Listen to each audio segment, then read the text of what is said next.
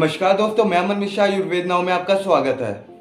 दोस्तों, यह वीडियो खासकर उन माताओं के लिए है जिन्हें अक्सर इस बात की शिकायत रहती है कि बड़े हो रहे बच्चे उनकी बात नहीं सुनते।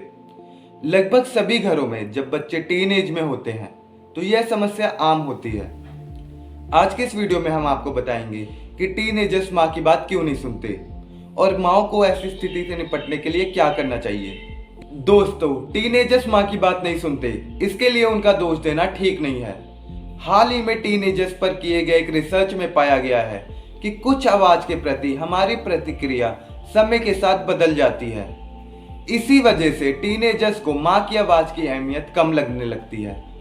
वैज्ञानिकों ने जब 12 साल या उससे कम के बच्चों के दिमाग को स्कैन किया तो उनमें उनकी माँ की आवाज के प्रति एक्सप्लोसिव न्यूरल रिस्पॉन्स दिखाई दिया, जिसने दिमाग के रिवॉर्ड सेंटर और भावनाओं के प्रोसेस करने वाले सेंटर को सक्रिय कर दिया। लेकिन बच्चों के 13वें जन्मदिन के आसपास कुछ बदलाव देखने को मिले। उनमें 12 की उम्र जैसे रिएक्शन नहीं दिखाई पड़े।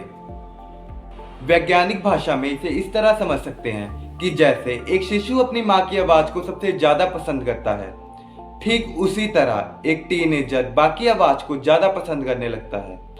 उसे पता ही नहीं चलता कि वह अपनी माँ की बात को अनदेखा करने लगा है, क्योंकि टीन एज में उनका दिमाग नई आवाजों के प्रति तेजी से संवेदनशील और आकर्षित होता है। दूसरे शब्दों में कहें तो उनका दिमाग स्वस्थ तरीके से परिपक्व हो रहा होता है।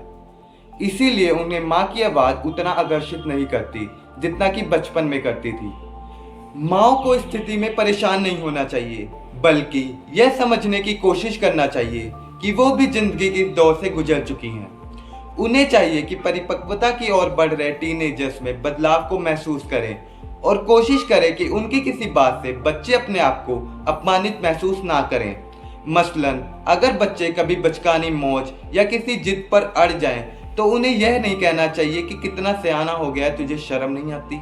इस उम्र में बच्चे गंभीर बातें करने लगते हैं, तो उन्हें ये मत कहें कि कल का लड़का या लड़की बूढ़ों जैसी बातें करने लगा है।